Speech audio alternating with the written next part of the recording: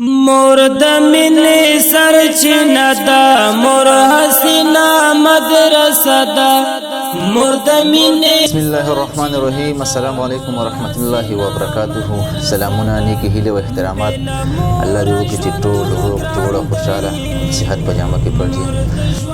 ناتخوان صدام وپا او زموږ سټورو ته او راغلی میلمه او ډېر ناموړ ناتخوان عزت الله احمدي صاحب هم موجود دی او لیدونکو دې سره به انشاءالله خبرې هم کوو د ناتخوانۍ باره کې د ژوند زندګۍ باره کې به تپوسونه کوو او څنګه ناتخواني شروع کړه.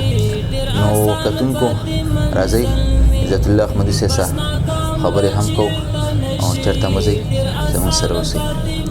السلام علیکم ورحمت الله وبرکاته. ټولو نه مخکې به زه ستاسو ډېره شکریه ادا کوم زموږ پروګرام ته راغلی یاستئ.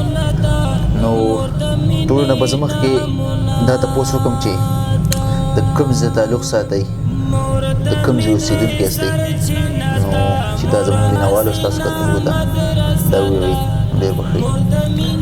بسم الله الرحمن الرحیم. وعلیکم السلام. صدام فیض صاحب ستاسو هم شکریه ادا کوو چې په دې خپله غونډه کې تاسو هم موږ راوبللی او موږ ته هم بلنه راکړه. تاسو تپوس وکړو چې کوم ځای سره تعلق ساتئ. موږ اصل کې بره د افغانستان ننګرهار ولایت سره تعلق ساتو او دلته په پاکستان کې پېښور شمشتوش نر کې ژوند زندگی کوو چې د مهاجرو یو کیمپ دی. تقریبا دا کیمپ د 40 کلونه چې موږ پکې پراته یو او ژوند زندگی کوو.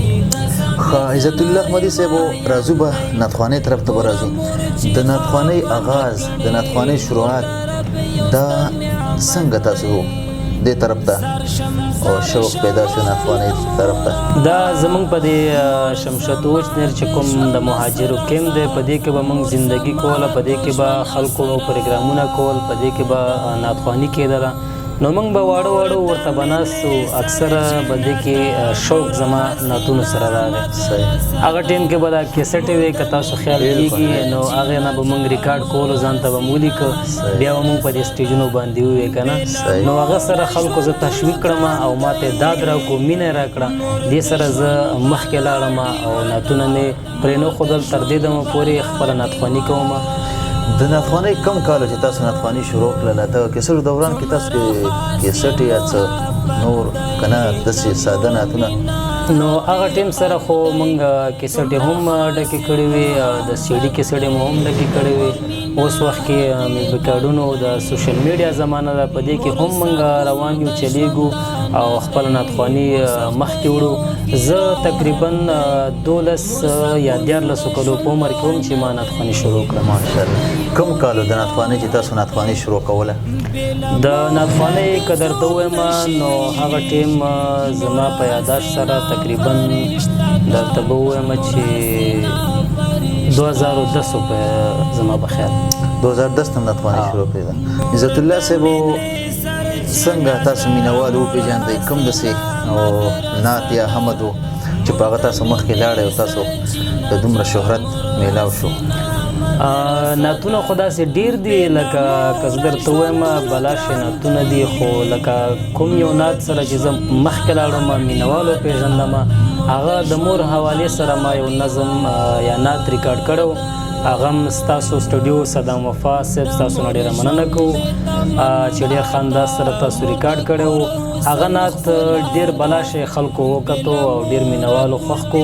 نو په هغه سره ما ته داد میلاو شو، د خلکو ما ته هغه ریکویسټ راغلی چې نور هم ریکارډ کا، او نو زه هغه نه ډېر متاثره یم. صحیح. او احمدي صاحب که دا راته ووایي چې تعلیم څومره کړی دی؟ تعلیم خو موږ لکه خپل افغاني تعلیم زموږ ځای کې د افغانانو سکولونه دي، هغې کې ما 12م پاس کړی دی او نور دیني کتابونه مو هم یو څه ناڅه ویلي دي او په ناظره سره مو قرآن عظیم شان هم ختم کړی دی او اوس کوشش کوو چې حفظ وکړو او څه نور کتابونه هم حاصل کړو. ماشاءالله. احمدي صاحب ناتخوانان خو ټول ګلونه دي او زموږ زړه سرونه دي. د ناتخوانانو کې کوم داسې ناتخوان ستاسو زړه ته نږدې دی او په شاعرانو کې؟ نعتخوانان او شاعران خو ټول ګلونه دي ماشاءالله، ټول زمونږ د زړه سرونه دي، زړه ته مو نږدې دي. خو د هر نعتخوان دا خواهش وي چې یو نعتخوان انتخاب کی. نو زما چې کوم زما استاد دی او ما سره ډېره هڅه کړې او زه تر دې سره را رسولی یم، نو هغه رضوان الله فیضاني صاحب دی چې په شاعرۍ کې هم را سره کوششونه کړي دي او په نعتخوانۍ کې هم د هغې نه ډېر زیات شاعري هم کوي او نعتخواني دا شاعر هم دی او نعتخوان هم دی خټاک. صحیح ماشاءالله. کتونکو دا وجد الله احمدي صاحب زمونږ سره انټرویو هم وکړه.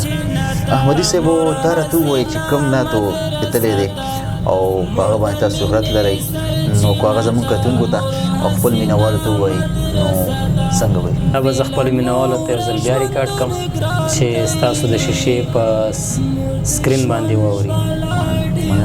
بسم الله وطن د مصطفی عربستان راته یادېږي، سردار د مدینې نبی سلطان راته یادېږي، سردار د مدینې نبی سلطان راته یادېږي. وطن د مصطفی عربستان راته یادېږي، سردار د مدینې نبی سلطان راته یادېږي، سردار د مدینې نبی سلطان راته یادېږي.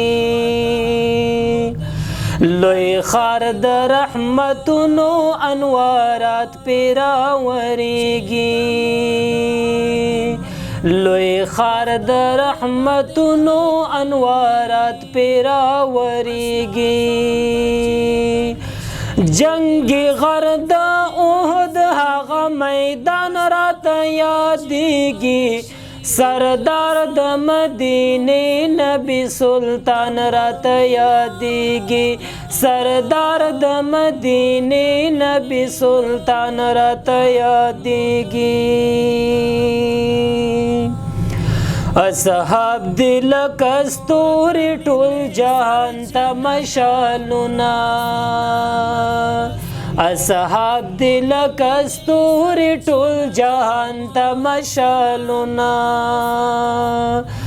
صدیق عمر علی حضرت عثمان راته یادېږي، سردار د مدینې نبی سلطان راته یادېږي، سردار د مدینې نبی سلطان راته یادېږي.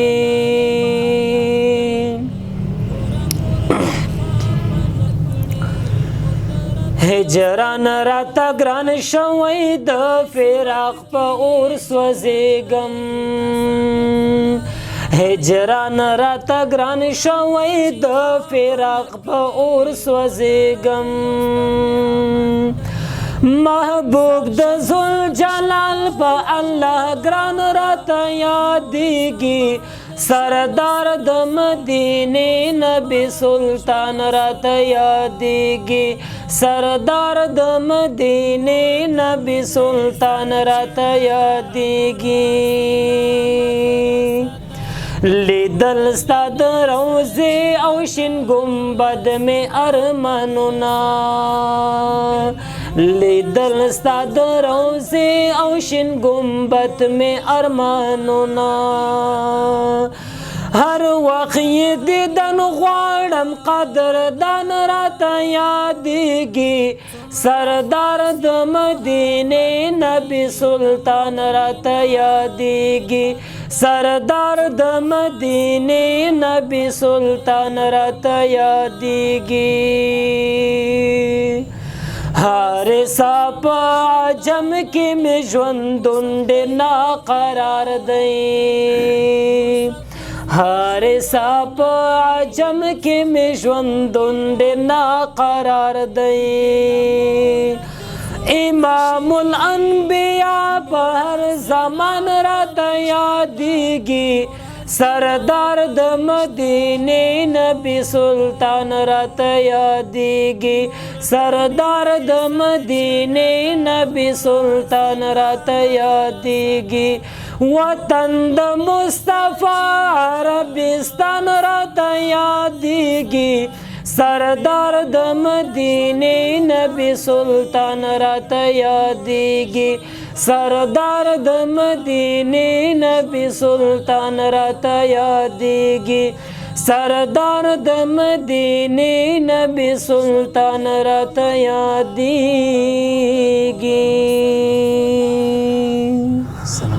ماشاءالله دا عزت الله احمدي صاحب چې په خپل خوږ आवाज کې خوږ نعت مونږه کتونکو ته وویل نو زه یې ډېره شکریه ادا کوم او ډېره مننه کوم. ستاسو مننه. عزت الله احمدي صاحب خپل مینوالو ته او زمونږه کتونکو ته او په اخره کې څه ویل غواړئ؟ زه د خپلو مینوالو ډېر شکریه ادا کوم چې ما ته ډېره مینه راکوي او داد راکوي تر څو زه نورو نعتونو ته ځان تیار کړم او نورو نعتونو ورته ښه ریکارډ کړم. په اخره کې به زه خپلو مینوال ته دا پیغام ورکړم د خاص کر د مسافرو ملګرو ډېره زیاته شکریه ادا کوم چې هغوی په مسافرۍ کې ژوند زندګي تېروي په دومره سختو حالاتو کې زموږ نعتونه اوري او خوند یې اخلي او موږ ته مینه راکوي. پیغام به زه خپلو مینوال ته دا ورکړم چې ډېر کم وخت دی او دورې زندګي ده په دې کې یو بل سره ورورولي اتفاق او مینه محبت سره ژوند زندګي تېره کوي او نور هم په لوی الله سپارم زما د خوانم په مخه ښه کو دا نعت خوان عزت الله احمدي صاحب چې نن زموږ سره په سټوډیو کې موجود دی او زموږ سره مرکه وکړه موږ دې شکریه ادا کوو چې موږ له وخت راکو او زموږ پروګرام ته او په نیمه خوله رالی نو الله دې له اجر ورکړي الله دې قدر وکړي. زموږ چینل چانې سبسکرایب کړئ نو زموږ چینل سبسکرایب کړئ تر بل پروګرام پورې ولې الله په امان.